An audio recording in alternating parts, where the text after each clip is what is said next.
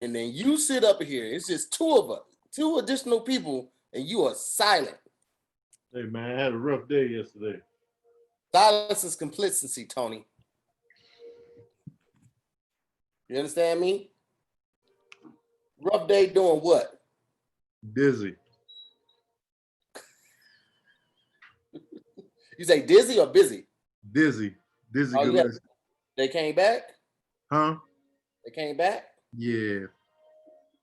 What is the doctor saying, man? They Nothing. They saying nothing. Man. Have you looked up any holistic?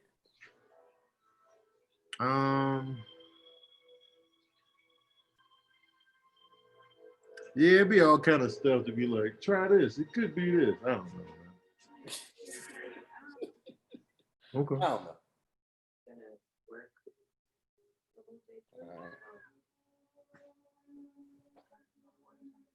Battery 20%.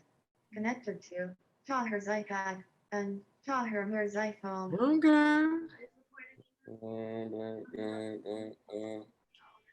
Okay. Yeah. We just waiting on Joshy now. There he is. Oh, that's you. That's you again. Yeah. So what are we? What are we doing in this episode? And I'm finna tell you right now, bro. You know what I'm saying?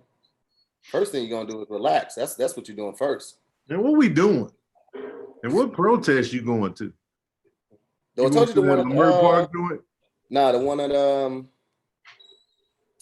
the Laugh Factory. What's up? What's up, Josh? What's up, Playboy?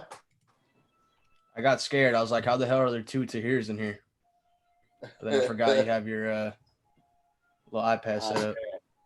Yeah, you know what I'm saying? Man. Let's see. Yeah. So I'm going to the one at the Laugh Factory, Tony. You know what I'm saying? What's up, Tone? Cool. Yeah, man. Live, am I right? Crazy, man. Crazy times. All right.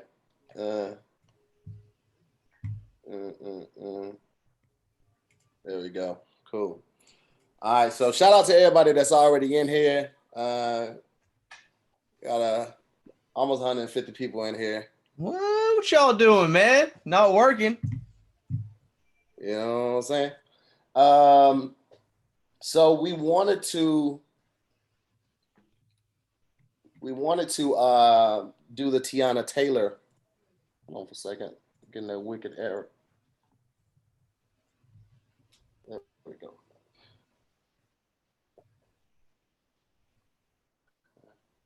Hold on a second. We wanted to do the Tiana Taylor album, but that joint was super long. So what we did was decided to come up with our own long playlist. Yeah, and what we're gonna do is we're gonna talk about each like 3 songs off of the playlist, why we put them on the playlist, what they mean to us, you know, what we want to resonate. Hopefully, when you hear it, what resonates with us when we hear it, and yeah, man, just something that you can play for the day, the rest of the weekend, and every day going forth. You know what I'm saying? Huh? Man, I didn't say anything. I don't know what that was. I heard it too, though. I don't think it was Tone, because Tone looks like he's in deep thought.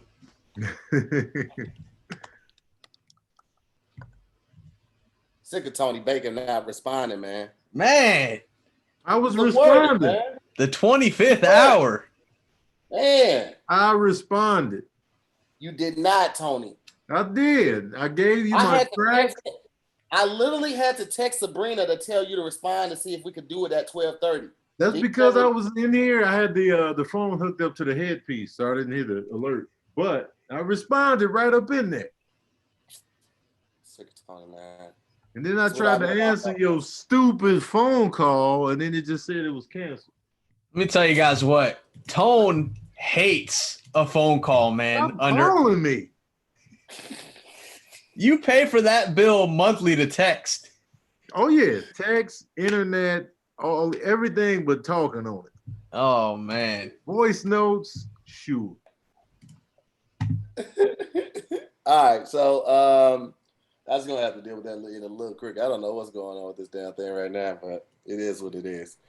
I gotta figure out a better set up for this. I need to highlight Kadeem and just figure out how he does like the little things. But Josh, what happened to your light, bro?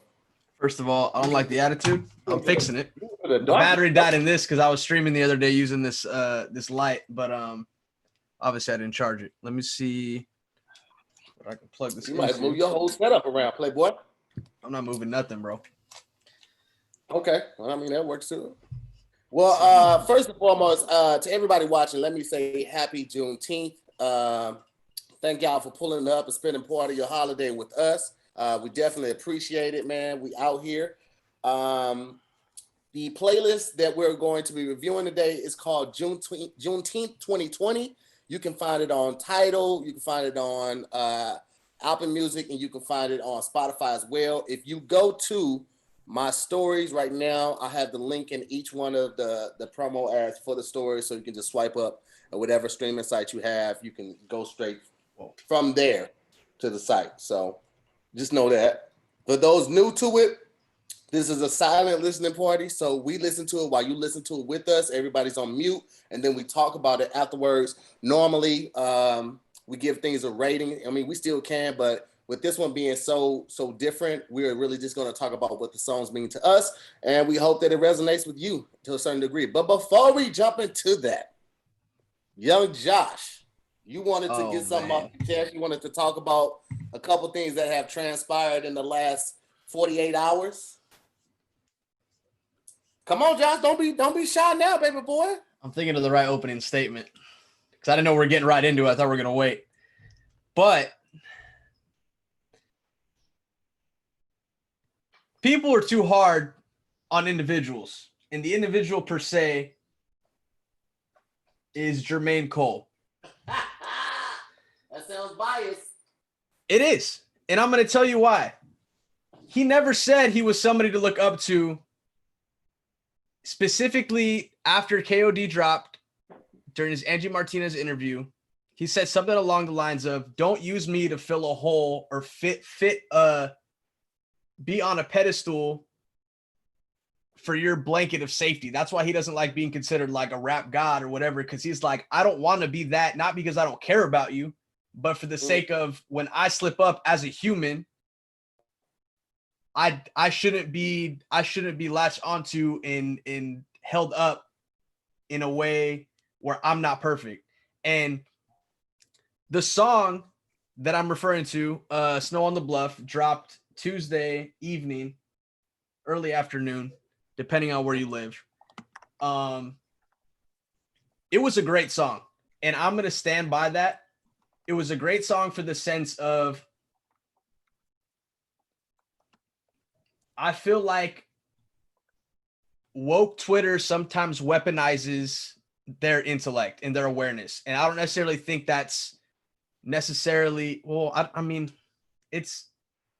What you trying to say, Josh? Say it. Say it with your chest. I'm conjugating this as I go. It's not fair to those who are still becoming aware, you know, and mind you, the timing of that record and him referring to a black woman was not ideal. That I will say. Mm-hmm. That's where the discrepancy could be. But it was never a diss record. In my opinion, it was never intended to be a shot at anybody. It was just to bring awareness over, like I said, in my words, it was to bring awareness over the representation that a lot of people have on the internet that don't always necessarily line up with those people who are unaware. And it's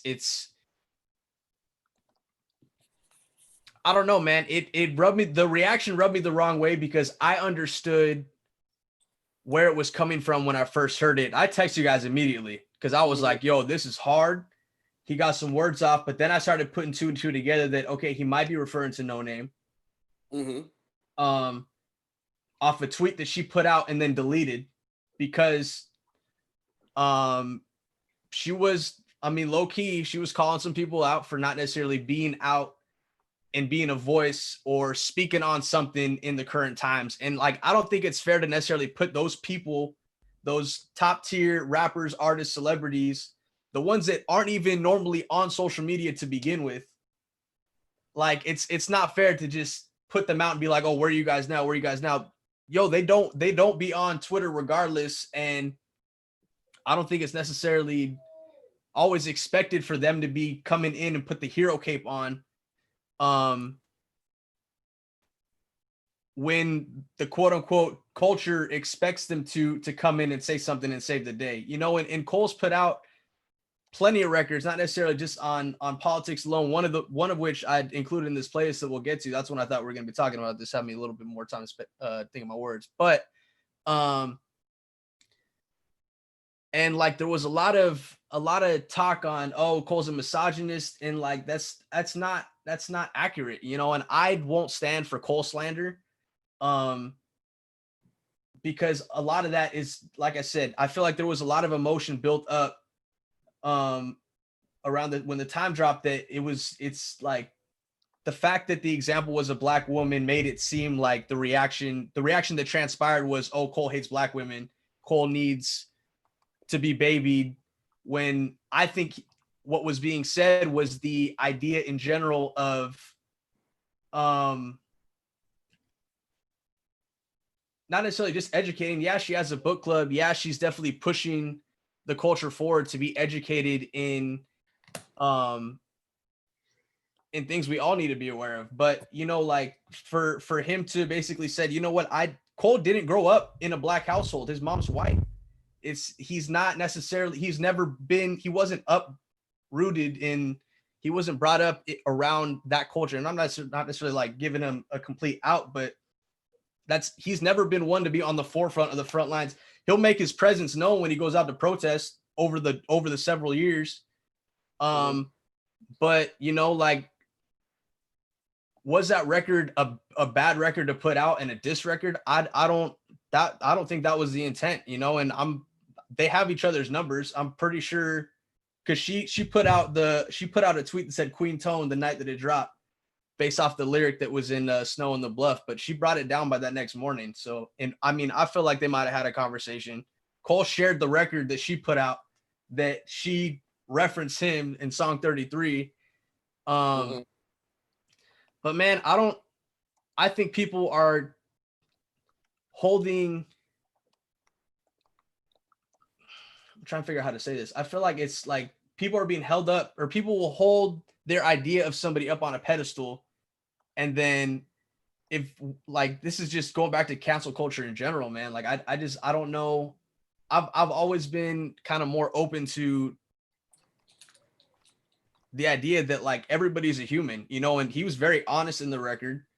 He's very vulnerable. Like, yo, I'm not doing enough. Like, I know for a fact I'm not. But at the same time, like, using this platform to target people like me who aren't necessarily always talking about what's going on a social platform, like, I don't necessarily think that was the right way to go about it. But okay. I mean, mind you, two things can be true. That wasn't the best timing of a record like that to bring that conversation up.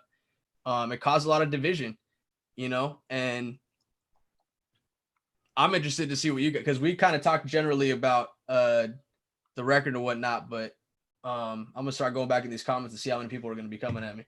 Oh, well, I mean, you know, it's gonna happen. It's gonna happen. I'm not worried about it, man. I'm doubling down, man. But Tone's in deep thought too. Oh, I was listening to what you were saying, also talking in the comment section too. I'm gonna be, you know, Josh kept it light. I'm gonna be more frank. Because I just feel like people overreacted to one particular line in the song and didn't really listen to the whole song. And J. Cole has a right, whether you're male or female, he has a right to react to a person's tone. Now, you know, if I was J. Cole, and I'm known for not really saying much on social media, we already know Kendrick and J. Cole are artists that she could have been targeting with her statement, because J. Cole and Kendrick are notorious for not posting a lot on social media. and they're known as woke artists talking about the struggle. And they're the biggest in rap right now. So of course, Kendrick or J. Cole can look at what she originally tweeted as, oh, she talking about me? Because it's not many artists that fall under that umbrella that they're huge and they're talking about the struggle. Not many rappers that are huge right now fall under that. You got the top 3 in rap right now: Drake, J. Cole, and Kendrick. And 2 of those artists are considered woke or talking about the struggle a lot. And they're quiet. They're quiet on social media. They're always quiet. I can see if J. Cole was out here posting all the time, and then when this comes up, he's quiet now. He's always been quiet, but he'll show up at a rally, trying to be low key, trying not to distract from the overall goal and just trying to blend in and listen. A lot of people don't listen, and people didn't listen to this song, apparently, because they were like, oh, tone, you can't tell a woman about her tone. You can tell anybody about their tone. If you don't like it, you can address it. And, that goes for women too. If I don't like how you're talking to me, I can address it. And I feel like J. Cole was mad honest when he was just like, I felt some kind of way. And then it made me think, man, am I doing enough? He started going internal when talking about that. And so, and people immediately got triggered, like, you don't tell a Black woman you don't have to be baby. I mean, there comes a certain point where, to me, this was just blown out of proportion for one line. I feel like they just didn't take into consideration the full song.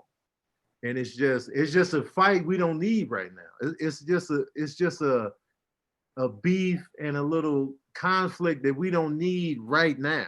Right. Over something like this. And it's J. Cole. It's not like an artist that's notoriously disrespecting women out here. So it's like, come at somebody else and listen to the whole song. You know what I mean? Yeah. And women, as much as I love women, they need to be protected. They need to be, taken care of and stood up for. Absolutely. But at the same time, if you come to me sideways, I'm gonna meet you with the equal sideway. The equal sideways? That's what it is. If we want equality, you come to me sideways, I'm gonna match that. Yeah. And I have a right to do that, If people talk about we don't want to be baby, don't be babied in a rebuttal. Yeah. Okay. So that's just my whole take on it. Yeah. I feel like it was first of all, let me say, I was listening to this song and I tried to figure out how the fuck did he rap off of that? That beat was so random. How did he find that cadence? How did you find the cadence? Because it wasn't like a 1, 2, 3, 4, 1, 2, 3, 4. It wasn't 1, 2, 3, 1, 2, 3. Like it was no kick, there was no drum beat, bro. And I was just amazed of that alone. Secondly, I feel like it was a better way to have done it at a better time. But sometimes, like, when you feel compelled to get that out, like, you got to get that out. I don't know. I feel like it wasn't as big as people were making it. And I feel like what Tony said, like, there were bigger things to kind of, like, rally behind and champion behind than that at that moment. But the same way that J. Cole felt some type of way, she felt some type of way, and that's what made her initially say it. So she has the right to do and say what she wants, and he has the right to say and respond how he wants. So, I'm with it. Like I said, like Josh said, I hope that they reached out to each other and were able to have an intelligent conversation on how to move forward. But with that being said, if there are no quorums, I would like to go into one of my first tracks of the day, and it kind of just sums up how I feel about the whole situation. So if you already got the podcast, but the playlist downloaded, the first song that I am going to be playing from one of my 3 is going to be Family Feud, and that's off the 444 album with Jay-Z and Beyonce. So fellas, if you got no quorums about that, I'm gonna go ahead and get started in 3. Oh, we're not going through I thought we're going through the order. Because I figured we will all just pick 3 songs because it's a lot of songs on here, so we wouldn't be able to get through this whole thing. Okay. And still handle the day. So I was just gonna say, pick your top 3. Oh, that's fine. Yeah. That's fine. That's wanted to clarify. Okay, cool. So we're gonna get started on Family Feud in 3, 2, 1.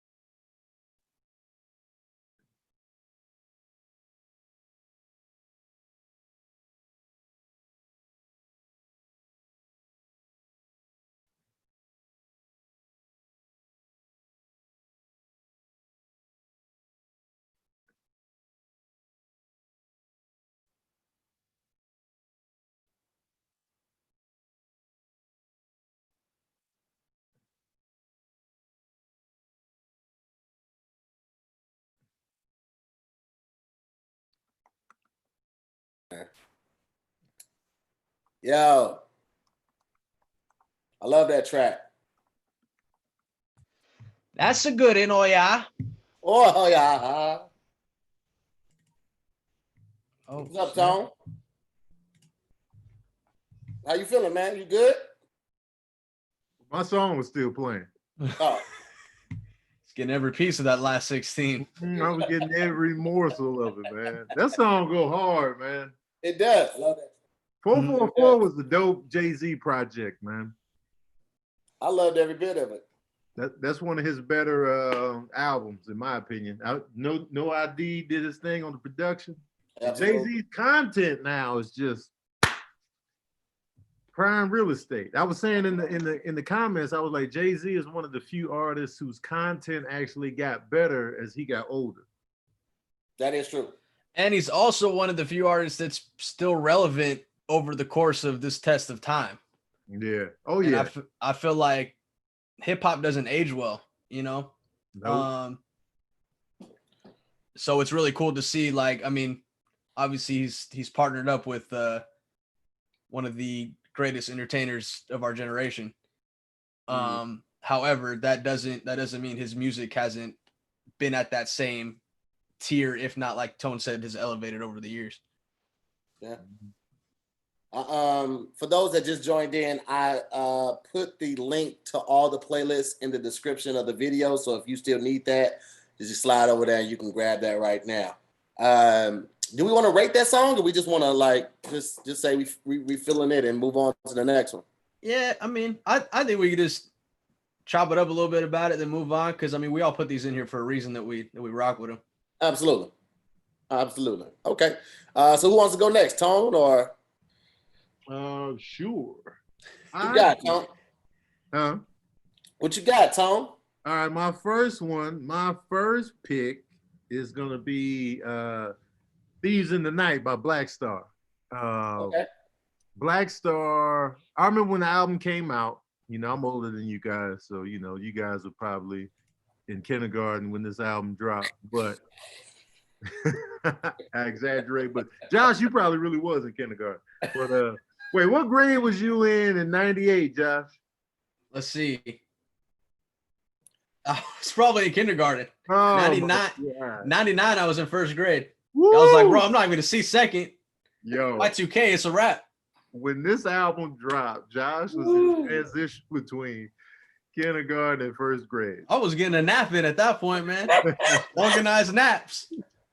Yo, That's real life, bro. Like I remember when this album dropped, I was familiar with Mos Def due to like his work with De La Soul and on some various other artists. And then Talib Kweli was new to me. And then Black Star came out, and I was like, cool, man. These cats, Mos Def is the dude from blah blah blah. And so I got it, and I was like, yo, this album is dope. And I just got to New Mexico State University, and I was just letting the album play through. And this song right here, the lyrical content, I was like, yo, they are looking this down with thought-provoking raps. And Mos Def particularly went in for mad long on this track. And I was just like, yo, this is a track everybody needs to hear. The beat was dope. The lyrical content was amazing. It's one of my favorite tracks by them. Respiration is probably my favorite song on the album, but this song is the most thought-provoking, in my opinion. All right. Well, cool. Let's just jump right into it. Moving on to Thieves in the Night. Getting started in 3, 2, 1.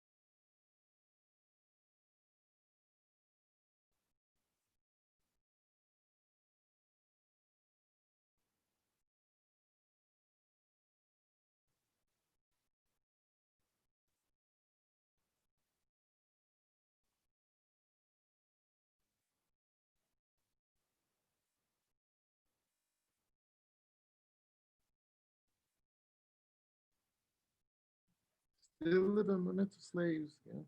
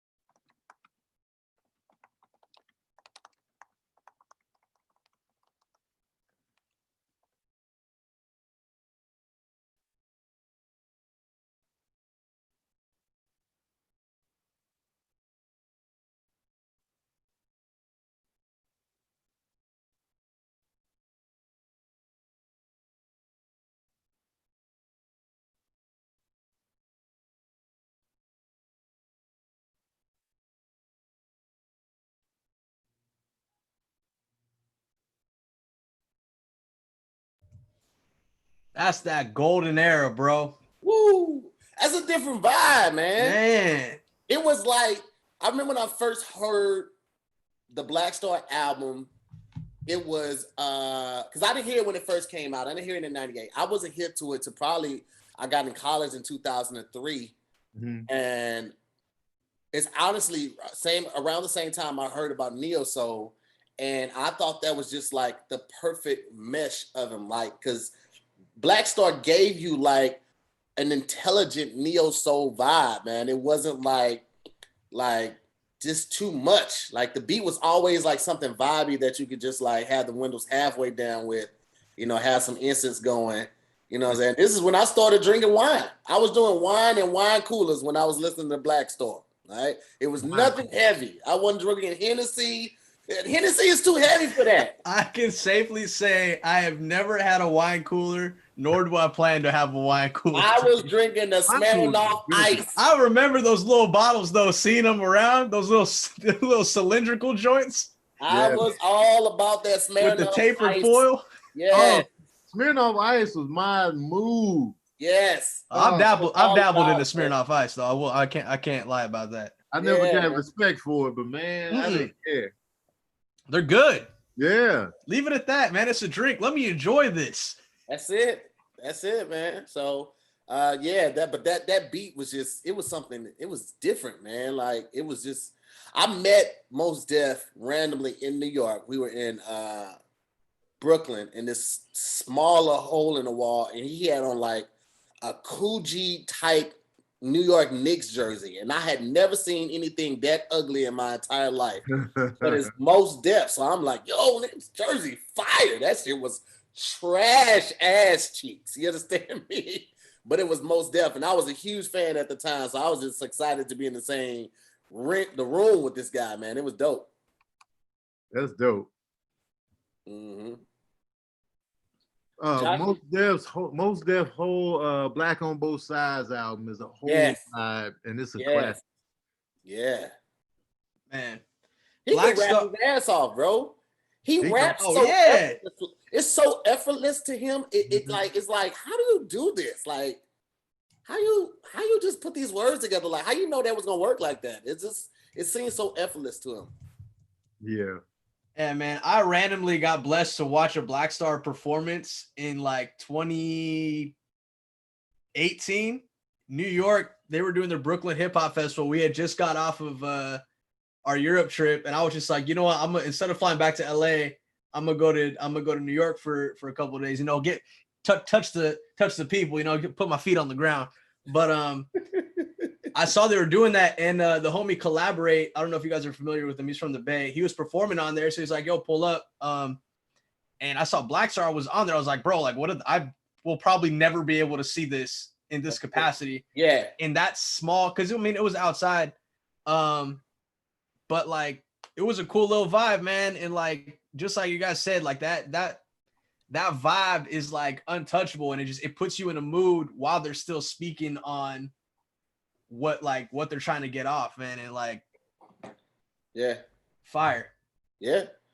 All right, Joshua, what you got, man? What's your first track of the day, my boy? So this, I'm calling a little audible. I was gonna pick something else, but to kind of piggyback off of Black Star, I think somebody who's not necessarily somebody who fits that vibe that I would like to push and kind of like get a little bit more ears listening to is the homie Loot. And I know Tahir, I think you dropped in Ford's Prayer. Yeah. The one that I dropped in was the one that it's off the same album, West 1996 Part 2, I believe. This song is called Ambitions, though. This is a short one. This one's I wasn't even gonna necessarily play this one. I was gonna let Ford's Prayer come through if that was gonna happen. But this is almost like Loot is like he can stay in that pocket, and he's from Charlotte. So like you definitely hear it in his tone, but you definitely hear his influences on what he used to listen to as well. So this I'll let you guys pull it up, give it a little bit more time. This is Ambitions by Loot. Like I said, the song's only a minute 25 seconds, so I don't know if we're gonna do Nah, we'll just stick to this one for now. So if Okay. you guys got that pulled up, this is Loot, Dreamville's very own. This song is called Ambitions, and we can kick that off in 3, 2.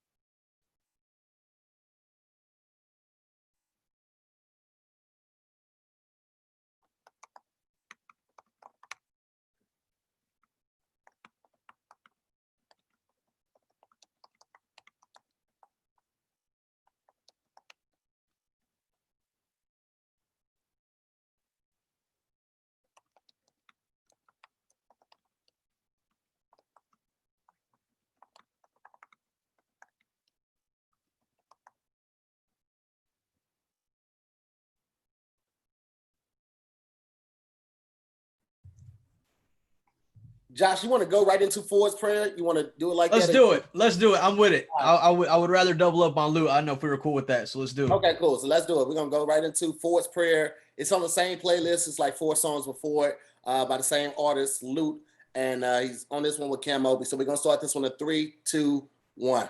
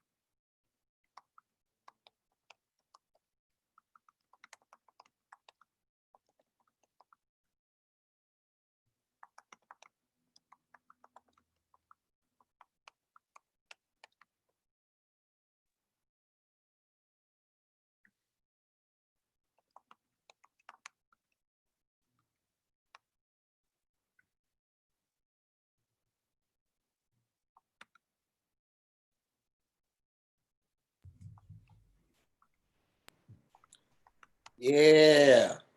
Like that joint, man. Big vibes, man. Like that joint, man. I like I'm how excited they for threw Luke. in the Goody Mob reference in there. Oh yeah? That's that Lord is so hard. That's how they opened up their debut album. A constant struggle each and every day. I like Duty Mob, man. I missed it. Goody Mob's first album, Oh, it was classic. classic. It was a good time. It was a good time. I remember hearing the single Cell Therapy, and I remember as a kid, I thinking like, I don't think I'm smart enough for this music. Because I thought it was like a deeper meaning to it. Like, it was like, who's that peeping through my window? Wow, nobody knows. I was like, what does that have to do with cell therapy? Like, I didn't get it, like the correlation to it. And like I for a while, I felt like that about a couple rappers. Like I thought I wasn't on the cerebral level that they were on. And I was like, whatever. And now I could, thinking back on that now, I can see how young kids don't like some of the older rappers or some of the more conscious rap. They relate more to the Baby, because somebody had put in there that Lute and the Baby are from the same city, but couldn't be completely more different from each other. So I definitely can see that though. I feel like Goody Mob always kept it real simple. Like, first time I heard CeeLo was on the Outkast album, Get Up, Get Out, Get Something. And that verse was so human and frank. And I was just like, yo. So when I heard him on Cell Therapy, me and my family moved in our apartment complex, I was like, I gave what I said, I was put up next. man, They claiming that immunity is so drug free, but they don't look that way to me. It was just like, this dude right here, rapping CeeLo. Yeah. Underrated. Yeah. CeeLo has a song called Big Old Words, and he got off on that song like nobody's business. I had never heard CeeLo rap so hard in my fucking life. He got off on Big Old Words, dog. Find that song, look it up, and it was amazing. CeeLo can rap, man. Yeah. I'm gonna keep it moving, man, because like I said, I want to make it to this protest. So okay. My next song that I'm going to go with is this is Solange, Don't Touch My Hair. And the reason I want to go with this song, I'm gonna say this before. I think that a lot of times Black people have been sensationalized and made into fetishes and things of that nature. I think that there is a lot of strength in our hair. I remember when I had locks in college and I cut it because I went to this Thurgood Marshall Scholarship Conference that they did in New York, and I got picked to go to that. And the recruiter looked at me and she was like, I know you ain't gonna keep your hair like that. She was like, this is the top tier of Black excellence and Black education. You want to go in there and look your best, look up to par. And that I would never, ever forget that. I'll remember her name, and I'll put it out there too, because as somebody who was fighting a good fight, I felt like there was a better way to help me be enlightened, but also like you should have been encouraging me to find jobs where I will be accepted. You know what I'm saying? Versus like going into places that'll make me comply and fall in line. So maybe at the time she just felt like she was doing the best she could, but like I feel like we've always had to play by other people's rules, and it's a lot of strength in our crown and our hair. So when people tell you don't touch my hair, it's just not because they don't want somebody's hands in their head. They also don't touch my strength. Don't touch my crown. Don't touch anything over here, because we've had to like play by somebody else's rule for so long. Like, I'm wearing this proudly, and don't you touch it. So it's not to be part of your fetish, and you want to see how the texture is. None of that. Just admire it from afar. And if you can't understand that, then don't take your ass to no museum either, because you're gonna be enamored by the art there. You can't touch that shit either. So look at my hair in the same manner. It's art. It's not to be touched. It's to be admired from a distance. So that's why I want to go with this track right here. So let's get it going to 3, 2, 1.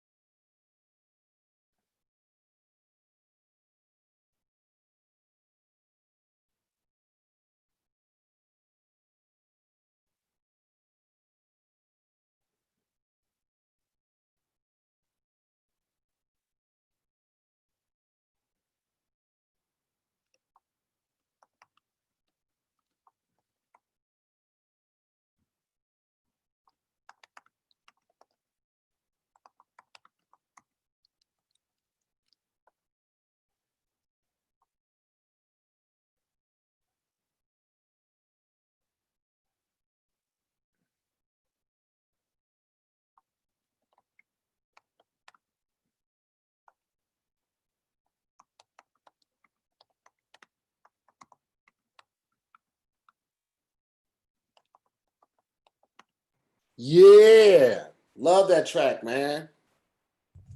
Sampha doesn't get the respect he deserves, man. Well, I think he's just due. No, you're right. He actually ate really well off of Take Care. Yeah, he did. He Not did. Take Care.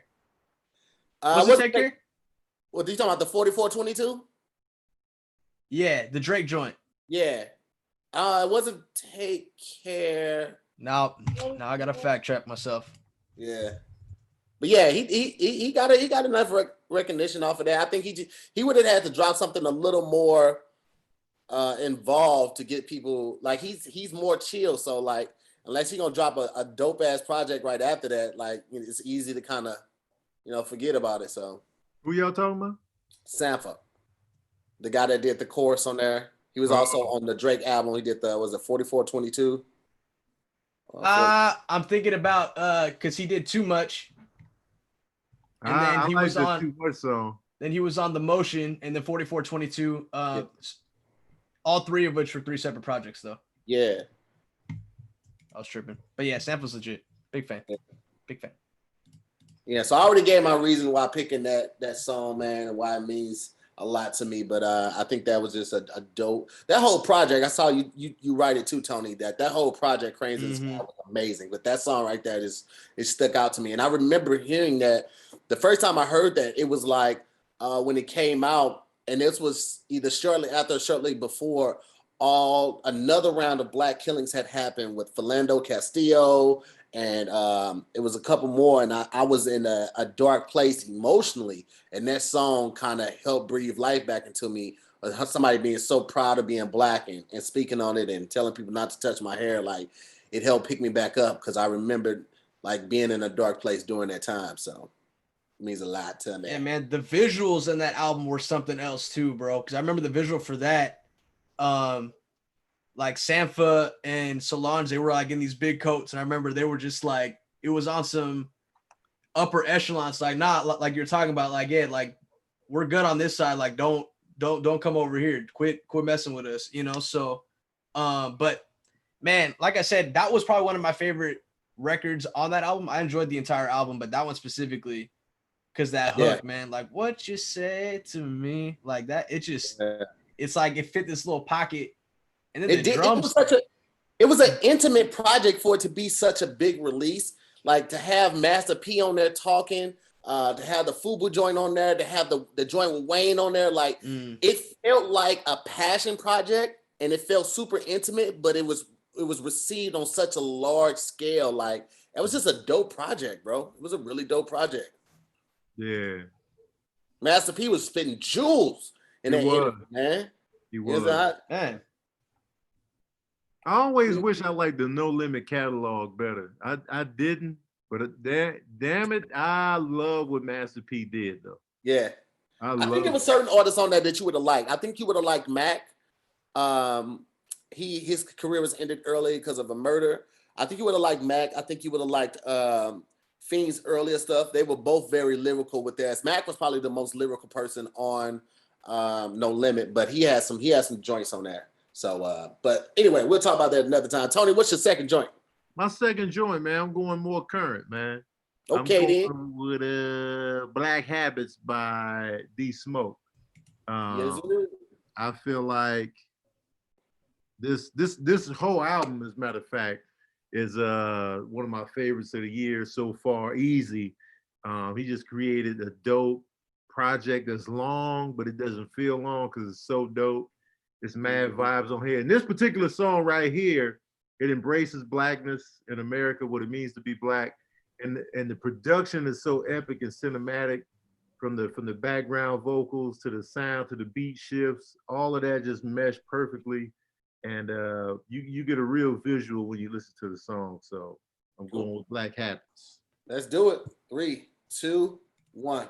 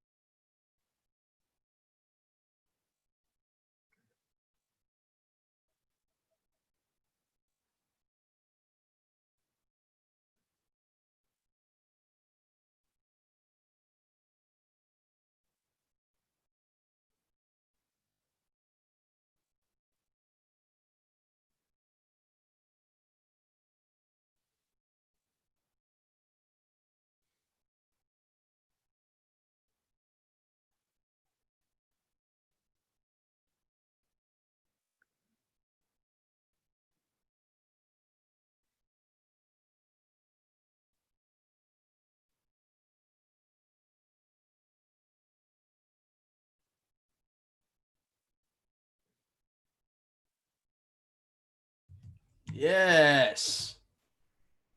I'm here for it. Yes. Man, that song is perfect. That song is perfect. And if BET don't nominate this for an award next year, I'm socking BET out as a unit. You better get ready to start socking because you know they ain't gonna do it.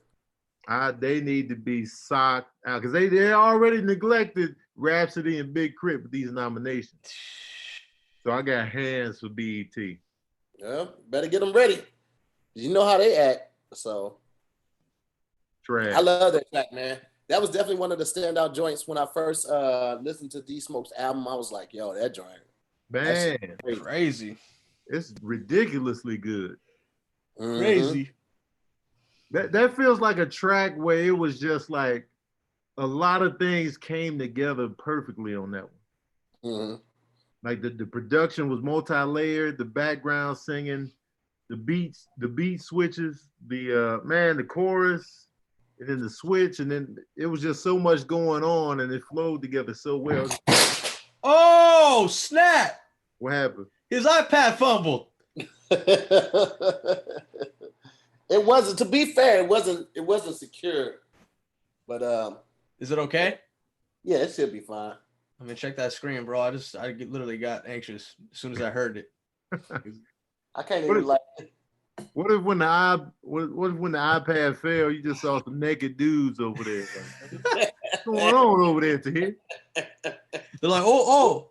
What do y'all think about me? Like, this is what y'all think about me? I never know what to think about you, Tahir. So what? I mean, we got to throw a shot out. I just thought about that because I was watching Walk Hard again last night, and they was in the hotel room, and the dude was just naked in the background talking to them. Like, I'm gonna go grab some coffee. Dude, you want me to grab you something? And it was just his penis right there in the shot. Oh man!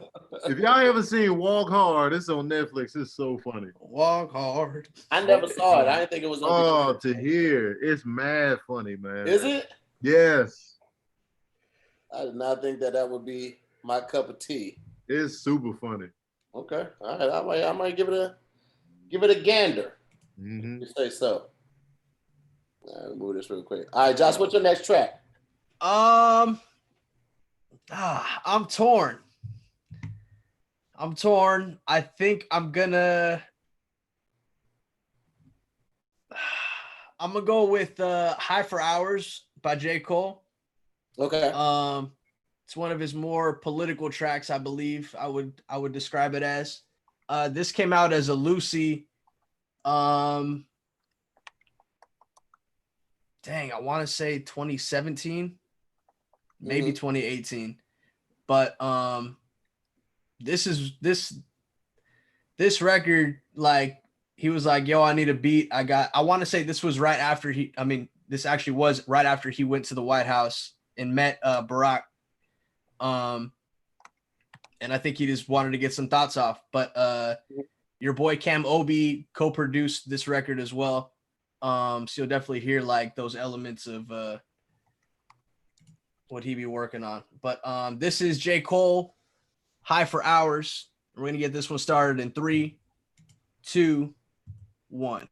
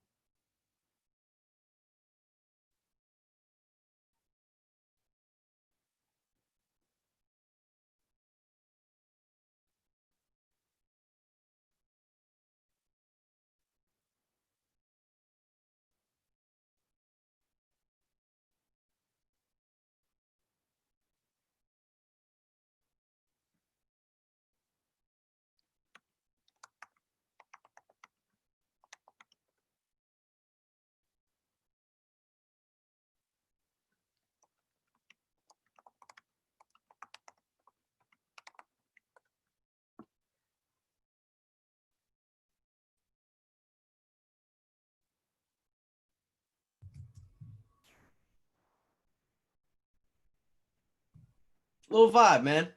Yeah, I like that joint. What is that on? It never made an album. It was a single, kind of like False Prophets, kind of like Everybody Dies. He went on this little Lucy kind of let go because it didn't fit. That was around the time of For Your Eyes Only, but still before KOD. Mm-hmm. And that's when people were trying to put the pieces together on like what to expect for his next album, but these ones just didn't fit. But yeah, this was a little single run that he had, and I remember when this dropped, it was kind of like a little surprise. Lucy, kind of like his most recent thing, but I really enjoyed it, man, because like he was being open about like his conversation with Barack and how he's not necessarily pressing him on like, yo, like you've been in the chair, like you've been in this position, like why isn't stuff drastically changed? And then I mean, I guess Barack was just honest, like, yo, you know, it's like quote unquote politics, but like all you can do is do your best to leave that impression of moving forward with some change and try to implicate that in the next generation, because it's not going to happen overnight. Nothing happens overnight. Right. I agree. Here wasn't listening. Yeah, man, I'm sick of it. No, absolutely. I was rapping the song. I knew the words to the song. How was I not listening? Shut up, Tony. I'm talking about to Josh, not the song. I was listening to Josh the whole while. Just came in. I agree. You know what I'm saying? You want to square up, Tony? Square up, man. I've been waiting for this. I'm sick of you, man. You're a horrible texter in the group chat. You don't want to talk on the phone. I'm sick of it. Stall him out, man. Damn. I'm sick of it. Because he came for me last week, Josh, saying I'm a horrible person in the group chat. You are trash, man. Texting is so easy. Nobody doesn't have an excuse. Really? Because we were texting you for 30 minutes straight, back and forth. I was in there. I gave you my tracks. No, Tony. I asked the question. I said, "Can we get this done at 12:30?" I didn't see that one. And I put it in there a couple times. I say, "Hey, how do we do this? How about we do it this way?" I got no response from him. I had to hit Sabrina to hit you. So you gonna disregard all the other responses I was giving today? You just gonna keep going back. 30 minutes you went radio silent. Josh, there's nothing else in there. You don't do that. You part of this conversation. You can take sides, Josh. Tony's trash in the chat, man. Thank you. But you know what? To hear two things can be true. You be radio silence too sometimes, man. Exactly. I be going in. Josh, I admit that's the problem. I admit it. I say, listen, if I don't have anything to add, or what I was gonna say, somebody already said, is no reason for me to like reiterate that. Like that's just speaking to hear your own voice. I don't do that. I would speak when I have something to say. It's simple as that. You be trying to call to say something that you could easily text. That's my issue. But to be fair, as the mediator here, to hear Ben texting, so he's like, I'm gonna have to call. And if he still gets the ghost, then I mean, I don't. Tony, you're not helping with that, man. I couldn't post a flyer until Tony Baker agreed to the time, guys. So I'm waiting to post a flyer, but Tony won't respond to the text. So that's why I posted an hour before the show, because Tony took his sweet ass time responding. And it was a valid reason for a potential call, because Tahir was, trying to shift it to 12:30 because he's trying to go protest for Black Lives Matter, man. And now if he misses it, he might be the last one out there. Tahir was calling before that even came up. He was calling this morning. You a liar. You a liar. You tried to call us early. Yeah, you did lead off with the FaceTime. And that I led off with the FaceTime because I'm like, yo, let's do it like this. We make the playlist. I was excited about it, so I wanted to get you guys feedback. Because y'all don't ever give me feedback, bro. Josh is a little better than Tony, but y'all don't be giving me feedback. When I throw the albums up, y'all just be like, yeah, cool. I'm like, all right, is that cool? We want to do it? Or you be like, what? You be like, yeah. Cool. But we give feedback. Like last week, I was like, this album was too long. That's feedback. Feedback is also suggesting something else, Tony Baker. Yeah. Oh, look, he dead behind the eyes now. You a piece of work. He's pretending his internet's going out. He's just stuck there frozen. Like, I'm sick of Tony Baker, man. I'm sick of it. You know what? For my last song, man, I don't know.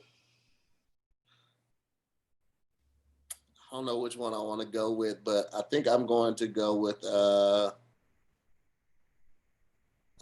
even though I'm not a fan of this person right now, personally, the first 3-4 albums were just magnificent. I know exactly where you're going. As of late, I don't agree with a lot of his personal stance. Tahir doesn't think slavery was a choice. I don't Let's think just make that clear. So yeah. We're gonna go with Touch the Sky by Kanye West featuring Lupe Fiasco. Amazing song, good uplifting song, good feel-good song.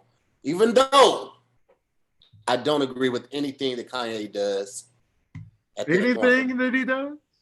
I don't fuck with Kanye, bro. He was dead on when he said George Bush doesn't care about black people. I said from this point. I said right here. I'm just saying you say anything he does. I'm saying he's done some good things. Again, Tony, I said even though at this time, well, that's how I started. I started with, even though at this time I don't agree with anything that this person is doing. That's how I started the whole conversation. No, I'm saying even now he still does good things too. Yeah. Like what? he been donating some real shit under. I feel like he donated because he got called out. I don't know if it was like. I hate when people do that, man. It's like I don't. You can't tell with him. Had he had a consistent track record of like being there really for the community, like you walking in Chicago and saying ain't nobody gonna touch me, telling the security guards to get back. That ain't mean that you really connected with the people, nigga. They're not gonna do anything like that when all the cameras around. Like that ain't really convincing to me. So I don't think that he's necessarily for the people anymore.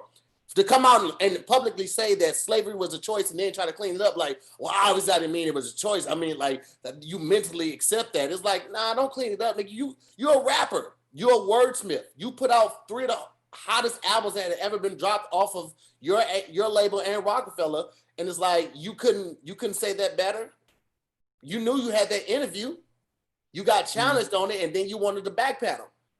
And you are like the one meme that's going around, the one meme that's going around is like, not every Trump supporter is a racist, but they decided that racism isn't a deal breaker for them. So if he is openly supporting Trump, if he's openly supporting an oppressor, he's wearing a hat around, like I don't agree with his personal tactics. However, this song, prior to him being the person he is now, was fire. So we're gonna go ahead and go with Touch the Sky. That's all I'm saying, Tony Baker. I know you're a big Kanye fan and you still on I'm not. I feel like that's your homie. You've been chilling in Calabasas. I'm not defending what he was saying. I'm just saying there's levels to people, and like we can't always be like, you just doing it for this when they do. Because Kanye don't strike me as the person, but well, let me just donate to get people off my back. He's stubborn and he stands, even though he tried to backpedal what he said. I don't see him doing that just to get people off his neck. Okay, that's cool. I still think he's a fuck nigga right now. Right now. At one point I thought he was for the people. Right now I think he's a I'm kind of shocked that he hasn't been on Twitter at all during these last few months. Why would he? He's riding with Trump. He made it clear what side of the line he's on. What does he have to say at this point? He riding with who he riding with. He's all in the seat. That Benz that him and Hov was driving when Watch the Throne came out, that's Trump. That's him and Trump. Lonnie ain't even in the picture. You know what I'm saying? Ain't no seatbelts in that bitch. All right, man, let's start this record. Go with Touch the Sky in 3, 2, 1. Started fumbling.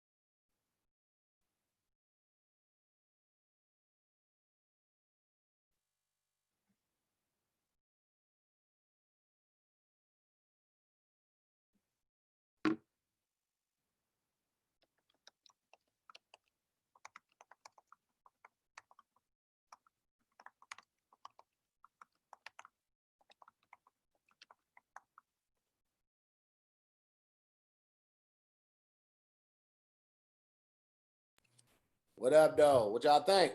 Oh man, come on, man. Classic, man. Classic. He had Lupe in his prime. Lupe killed it, man. That was such a great time in music. Oh my God. Late registration, man. I remember the debut week. I was like, yes, let's get it. Let's But get I it. still feel possessed as a gun charge. Come as correct as a porn star. Come on, man. Rare form. Trying to rap like a mumra. Mumra? Come on, man. Come on. That's Chicago all day, man. Shout out to St. Louis. Yeah, man. I love that track, man. It just feels good. It always gets me in a good energy, a good feeling with that one. So I felt like that was a good way to end my 3. But yeah, who's next? Tony Baker, what you got, man? I'm gonna end mine on some upbeat too. And we're going in the theme of Juneteenth, and we celebrating. I'm gonna go with an upbeat. This is an educational track as well for the kids. Happens to be Nas's highest charting single ever in his career. And it's dope that it has such great content. It's called I Can. And we're going to get into it right now in 3, 2, 1.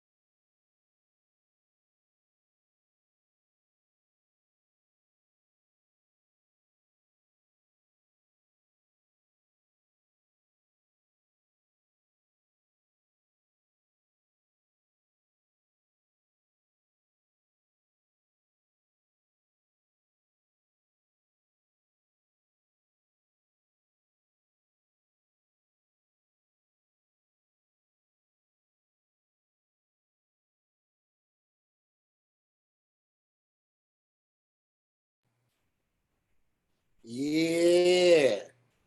That was all Nas under the guise Slick Rick.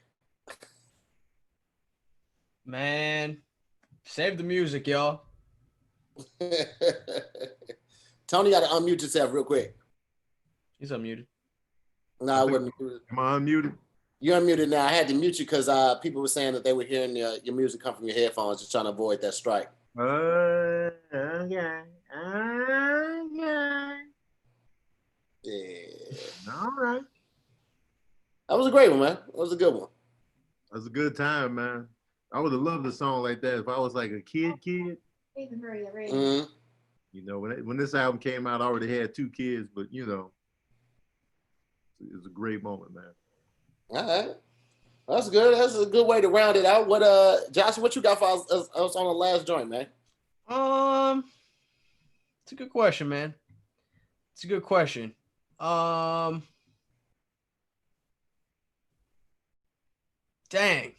Mm-hmm. You want to go out with a bang on that last one? I do. But since the theme of this, what were the 3 words that we described this to? Encourage, uplift, and inspire. Encourage, uplift, and inspire. I want to. It wasn't a huge charting record.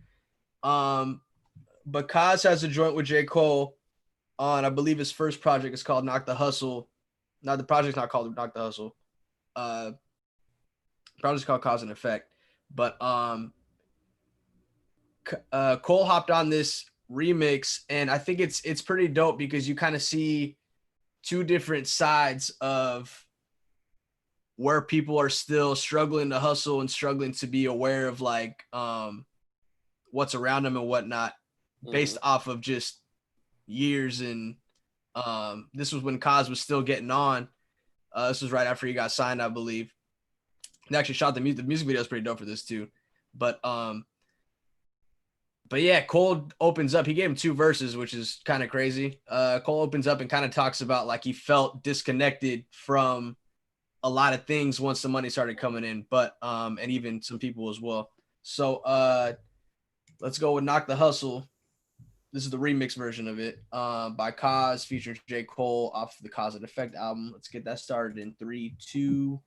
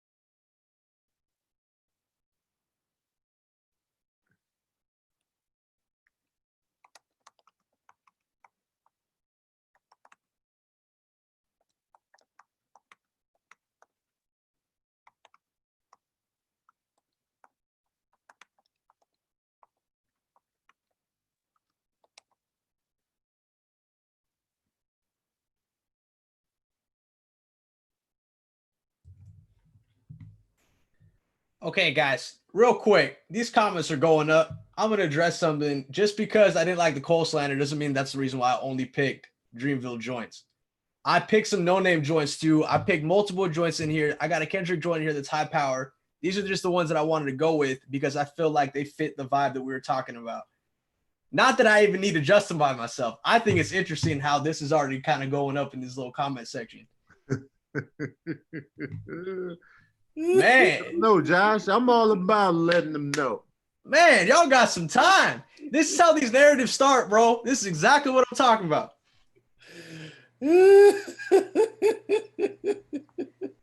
Let my guys get some words off, man. Half of these are my people. All right, man. That's good, man. That's good. The Kosh joint. Man, the horns was in this track. Man, I'm all about horns. Man, they was coming for you too, Josh. I know they were. That's why I had to say, I had to do it. I had to do it. We've been having a great time playing music with our friends. I play some of my friends, and oh, here we go. Josh don't like black women either. Oh my God. Yeah, I started that when I text some people. I was like, "Yeah, by the way, guys." you got an underground Discord that's just slander. Yeah, he be protesting against HBCUs. Yeah, he's a villain. Him and Kev on stage share a house. Man. That was great, man. But listen, hope you guys enjoyed this, man. Again, we just wanted to make something in honor of Juneteenth because there was a lot of stuff that did come out, and we wanted to get out here in enough time so we can still take advantage of the day, not to take up too much time from you guys. But please listen to the Tiana Taylor album. Please listen to the Wale joint just came out as well. A lot of albums came out. John Legend. I actually listened to John Legend this morning. I actually liked it. I wanted to do it, but I was like, it's kind of long. But I like John Legend's new album. I'm feeling it, man. He kicked it out the gate with some. I was like, oh, okay. That's how you feeling, Mr. Legend. I'm gonna take it in right after this. I'm gonna listen to that. And I'm gonna go to Tiana's album right after. Yeah, it's good. Yeah, I like the Erica and Tiana joint. That joint go hard. I gotta keep really that. Yo, Tiana Taylor is one of the most visually swagged out individuals. Mm-hmm. Yeah, that's definitely part of her image. Like her swagger, like fashion or whatever, killing it. Mm-hmm. Yeah, and Katori's new single is out, Melanin. I listened to that yesterday, I think. It was either yesterday or Wednesday when he dropped it, but I checked that out as well. There's a lot going on, man, but we finna get out in these streets. Well, I'm about to get out in these streets and take advantage of this time and, go out here and try to fight the good fight. All the playlists are in the description right now, so you guys can go grab that however you need to. And thank y'all for tuning in. We're going to try to get better about putting it up on Thursdays, but it was a lot going on yesterday and didn't get the chance to. So we'll be back in here on next week, and flyer be up on Thursday, and we'll see y'all again on Friday. Thank y'all so much for pulling up for another episode of Best Silent Listening Party, and y'all be safe out there. Peace.